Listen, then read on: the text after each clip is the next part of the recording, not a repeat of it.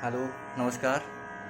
आज हम बात करेंगे मेंटल डिसऑर्डर की बात हम करेंगे और इनके लिए क्या क्या यौगिक उपाय हैं, किस तरीके से जो है योग द्वारा मेंटल डिसऑर्डर को सही किया जा सकता है, इस टॉपिक पे हम बात करेंगे। तो सबसे पहले हम समझते हैं कि मेंटल डिसऑर्डर क्या है, इसके लक्षण क्या हैं, इसके क्या कॉज हैं। उसके बाद हम समझेंगे कि योग में ऐसी कौन कौन सी प्रक्रियाएँ हैं जो इसमें यूज की जा सकती हैं। तो सबसे पहले हम समझते हैं कि मेंटल डिसऑर्डर हैं क्या। मेंटल डिसऑर्डर हैं जैसे स्ट्रेस हो गया, डिप्रेशन हो गया, एंजाइटी हो गया, ये मेंटल डिसऑर्डर हैं। ऐसा अब हम पहचाने कैसे कि ये इसमें जो है मेंटल डिसऑर्डर किसी में पैदा हो गया या मुझ में खुद में है, क्योंकि खुद से कैसे पता लगाएं। तो इसके लक्षणों की हम बात करते हैं, क्या क्या लक्षण है मेंटल डिसऑर्डर के या डिप्रेशन के क्या क्या लक्षण हैं। तो उसमें सबसे पहला जो लक्षण है, खुद से आप अपने आप को ऑब्जर्व करने का प्रयास कर सकते हैं या आसपास में जो लोग हैं उनको ऑब्जर्व करने का प्रयास करते हैं।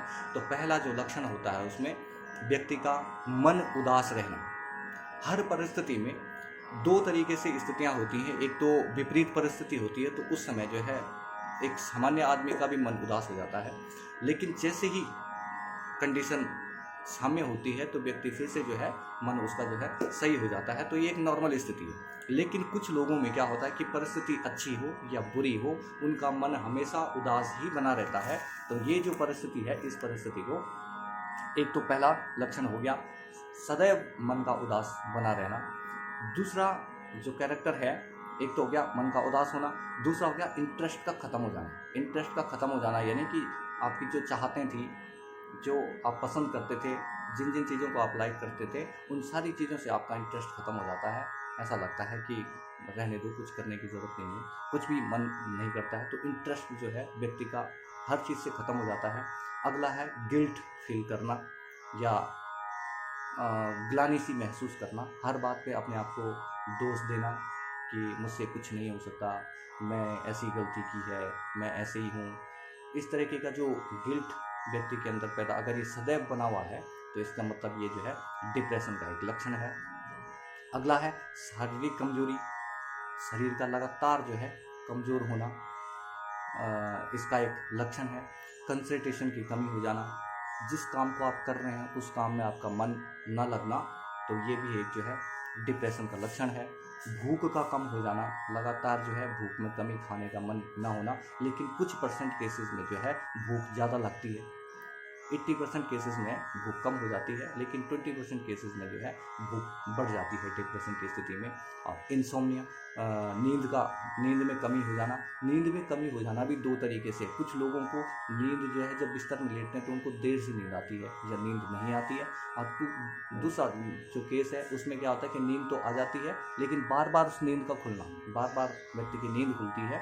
तो ये दोनों प्रकार की समस्याएं उत्पन्न हो जाती हैं और अंत में एक ऐसी स्थिति पैदा होती है जब व्यक्ति खुद को नुकसान पहुंचाने की सोचने लगता है। तो ये जो लक्षण है, ये डिप्रेशन के लक्षण हैं। इन लक्षणों पे आप ध्यान दें, आपके खुद पे हो या किसी आसपास वाले पे हो, आप ध्यान दें। मन का उदास रहना, इंटरेस्ट का ख़त्म हो जाना, गिल्ट महसूस करना, शारीरिक कमजोरी, भूख लगना, भूख बहुत लगना या भूख बिल्कुल ना लगना, और नींद का ना आना या देर से आना या बीच बीच में खुल जाना, ये सारे जो लक्षण हैं ये डिप्रेशन के लक्षण हैं। और जब व्यक्ति बहुत लंबे समय से इन लक्षणों में दिख रहा हो, तो अंत में वो जो है खुद को नुकसान पहुंचाने का प्रयास करता है। तो ये लक्षण। अब हम बात करते हैं कॉज, क्या क्या कॉज हैं डिप्रेशन के, कॉज क्या क्या हैं। तो डिप्रेशन के जो कॉज हैं, दो कारण हैं। एक तो है बायोलॉजिकल कारण और दूसरा है साइकिक या साइकोलॉजिकल कॉज। तो बायोलॉजिकल कॉज में अगर आप देखेंगे तो 3 हार्मोन्स हैं। एक तो हो गया सेरोटोनिन हार्मोन हो गया, डोपामिन हार्मोन हो गया और नोरएफ्रिन। ये 3 जो हार्मोन हैं मस्तिष्क में, इन तीनों हार्मोन की कमी के कारण, इन तीनों में से किसी भी एक हार्मोन की कमी के कारण जो है ऐसी स्थिति पैदा हो जाती है। तो ये बायोलॉजिकल कॉज थे। 3 हार्मोन हैं, सेरोटोनिन, डोपामिन और नोरएफ्रिन। इन तीनों हार्मोन्स में से किसी भी एक हार्मोन्स की कमी होने के कारण व्यक्ति में जो है डिप्रेशन की स्थिति पैदा हो जाती है। और दूसरा है साइकोलॉजिकल कॉज। साइकोलॉजिकल कॉज में हर व्यक्ति की लाइफ में कोई ना कोई विपरीत परिस्थिति आती है। लेकिन कुछ लोग जो है उस परिस्थिति में कोई नेगेटिव थॉट अगर उसके दिमाग में एक बार आ गया तो उस नेगेटिव थॉट के बाद लगातार नेगेटिव थॉट बने रहते हैं और उन नेगेटिव थॉट के कारण जो है वो उस एक सर्किल में फंस जाता है। उस सर्किल में फंस जाता है, एक के बाद एक के बाद एक, और लगातार नेगेटिव थॉट के कारण क्या हो जाता है, व्यक्ति हमेशा जो है नेगेटिव थॉट के कारण क्या करता है, डिप्रेशन में चला जाता है। तो ये बायोलॉजिकल कॉज और जो साइकोलॉजिकल कॉज हैं ये दोनों एक दूसरे के पैरेलल हैं। यानी कि अगर बायोलॉजिकल कॉज की हम बात करेंगे कि पहले किसी हार्मोन्स की कमी हुई तो उस कमी के कारण जो है नेगेटिव थॉट उत्पन्न हो जाता है, और दूसरी साइड से अगर नेगेटिव थॉट उत्पन्न होता है तो ये हार्मोन्स कम हो जाते हैं। तो दोनों जो है एक दूसरे के पैरेलल ये चलते हैं। तो मैंने बात की डिप्रेशन के लक्षण की, डिप्रेशन के कारण की। अब हम बात करते हैं कि योग में ऐसी कौन कौन सी प्रक्रियाएं हैं जो इन लक्षणों को और ये जो कारण हैं इन कारण को दूर करें।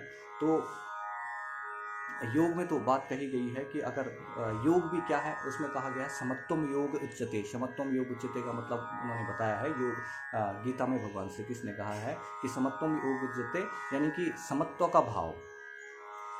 समत्व का भाव का मतलब होता है समान भाव बनाए रखना, परिस्थिति अनुकूल हो या प्रतिकूल हो, दोनों परिस्थितियों में मन की साम्य अवस्था का नाम ही योग है। तो जब ये साम्य परिस्थितियाँ जो है, जब इस साम्य स्थिति में जो है कोई डिस्ट्रॉपी उत्पन्न हो जाती है, यानी व्यक्ति अगर बहुत ज़्यादा भावुक है, बहुत जल्दी खुश हो जाता है या बहुत जल्दी दुखी हो जाता है, तो ऐसे लोगों में ये परिस्थितियाँ पैदा हो जाती हैं। तो इसमें योग में जो प्रक्रिया है, एक तो सबसे पहले है काउंसलिंग। व्यक्ति की काउंसलिंग की जाती है, उसको दिनचर्या उसका ठीक किया जाता है, उसको यम नियम का पालन करने की बात की जाती है। शौच, संतोष, तप, स्वाध्याय, ईश्वर प्रणिधान, अहिंसा, सत्य, अस्तेय आदि यम नियम का पालन करवाया जाता है। और ये तो 2-3 तरीके हैं जो उसको दिनचर्या में उत्पन्न करने होते हैं, लेकिन इसके अलावा कुछ प्राणायाम, कुछ एक्सरसाइजेज हैं जिनके अभ्यास से जो है लगातार मानसिक स्थितियाँ और ये जो हार्मोनल डिसऑर्डर हैं ये ठीक हो जाते हैं। तो उसमें सबसे पहला तो आप खुद से, आप लोगों ने देखा होगा कि कभी भी आप जो है अपने आप को थका महसूस करें या कुछ भी करें तो हम क्या करते हैं कि एक लंबी सांस खींचते हैं।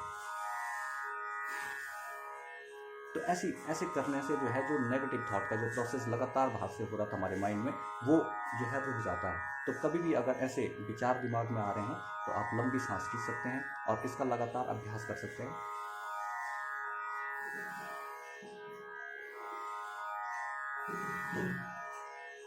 एक प्रक्रिया तो ये होगी। दूसरी प्रक्रिया क्या है, उसमें आप अनुलोम विलोम प्राणायाम इस तरीके की उंगलियों की मुद्रा करके, ये परिस्थिति करके, और लेफ्ट नोज से सांस खींचनी है, राइट से छोड़नी है, राइट से खींचनी है और लेफ्ट से छोड़नी है।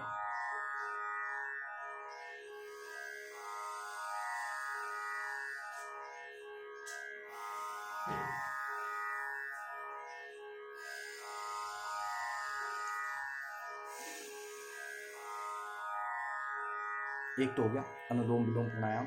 जब भी आप अनुलोम विलोम प्राणायाम करेंगे तो उस समय आपका सारा जो फोकस होगा, पूरा जो फोकस होगा आपके ब्रीथिंग पे होगा। तो जितनी देर आपकी ब्रीथिंग पे आपका फोकस होगा उतनी देर आपके आने वाले जो नेगेटिव थॉट हैं वो थॉट क्या करेंगे, रुक जाएंगे। तो एक तो हो गया ब्रीथिंग एक्सरसाइज जिसमें आप सांस लोगे दोनों नोस्ट्रिल से और छोड़ोगे। दूसरा जो प्रोसेस होगा उस प्रोसेस में आप क्या करोगे, अनुलोम विलोम प्राणायाम, लेफ्ट से नोज से सांस लोगे, राइट से छोड़ोगे, फिर राइट से लोगे और लेफ्ट से छोड़ोगे। तो 2 इनका अभ्यास। तीसरा है भ्रामरी प्राणायाम। तो भ्रामरी प्राणायाम में क्या करते हैं कि ओम का उच्चारण जब आप एक्सहेलेशन करते हैं तो मुंह बंद करके गले से जो है ओम का उच्चारण करते हैं। इस तरीके की परिस्थिति रखते हैं। ये अंगूठा, इससे कान दबा देते हैं। पहली जो उंगली है ये इसके ऊपर रख देते हैं, तो बाकी 2 उंगलियां जो है अपनी नोज़ और आइज का जो मूल है वहाँ पर रख देंगे, और तीसरा इस तरीके से, और पूरी सांस पहले अंदर भरेंगे।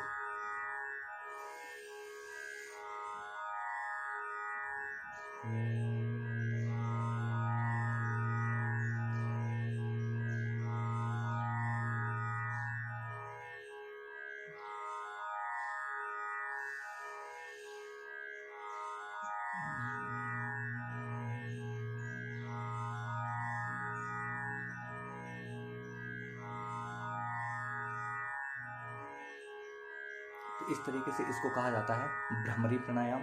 दोनों अंगूठों से कान दबाकर पहली उंगली माथे पर, बाकी 2 उंगलियां जो है जहाँ पर हमारी नोज़ का मूल है उस मूल पे रख के और तीसरी उंगली नीचे करके, और पहले पूरी तरीके से आप इनहेल करेंगे और एक्सहेल करते हुए जो है गले से ओम का उच्चारण करेंगे। तो इस जब आप इस तरीके की प्रक्रिया में होंगे, एक तो आपके जो नेगेटिव थॉट होंगे वो थॉट रुक जाएंगे, और तीसरा जो ये उच्चारण हमारे कंठ से होगा, इस कंठ के कारण जो हार्मोनल सिक्रेशंस कम हो गया हमारे ब्रेन में, जब इसकी वाइब्रेशन पहुंचेगी तो इस वाइब्रेशन के कारण हमारे ब्रेन से जो है जो हार्मोन्स यानी सेरोटोनिन हार्मोन, डोपामिन हार्मोन और नॉरएपिनेफ्रिन जो हार्मोन थे, वो हार्मोन का जो सिक्रेशन रुक गया था वो सिक्रेशन होने लगेगा। तो दोनों तरीके से काम करेगा, साइकोलॉजिकल और बायोलॉजिकल, ठीक है। और तीसरा जो है भ्रस्त्रिका प्राणायाम, इसमें बहुत ज़्यादा उपयोगी बताया गया है।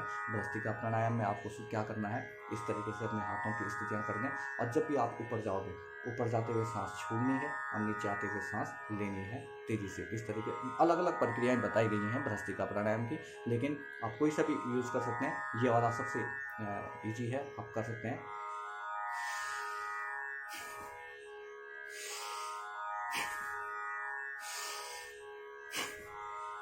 इस तरीके से जो है ये भ्रस्त्रिका प्राणायाम आप कर सकते हैं। तो मैंने कहा सबसे पहले तो योगिक काउंसलिंग है, हमेशा सकारात्मकता बनाए रखने का प्रयास कर सकते हैं। दिनचर्या और लाइफ स्टाइल में यम नियम का पालन आप कर सकते हैं। और प्राणायाम में मैंने कहा सबसे पहला तो ब्रीथिंग एक्सरसाइज है, स्लोली सांस छोड़ी और सांस भरी। दूसरा है अनुलोम विलोम प्राणायाम का अभ्यास। तीसरा है भ्रमरी प्राणायाम और चौथा है भ्रस्त्रिका प्राणायाम। तो ये 4 प्रकार के जो है योगिक अभ्यास हैं। लगातार ऐसे लक्षण जिन लोगों में आपको दिख रहे होंगे उन व्यक्तियों में इसकी प्रैक्टिस करवाकर और लगातार जो है ये जो डिप्रेशन और मेंटल डिसऑर्डर हैं, इन समस्याओं को धीरे धीरे जो है समाप्त करवाया जा सकता है। तो आज के टॉपिक में इतना ही। Thank you.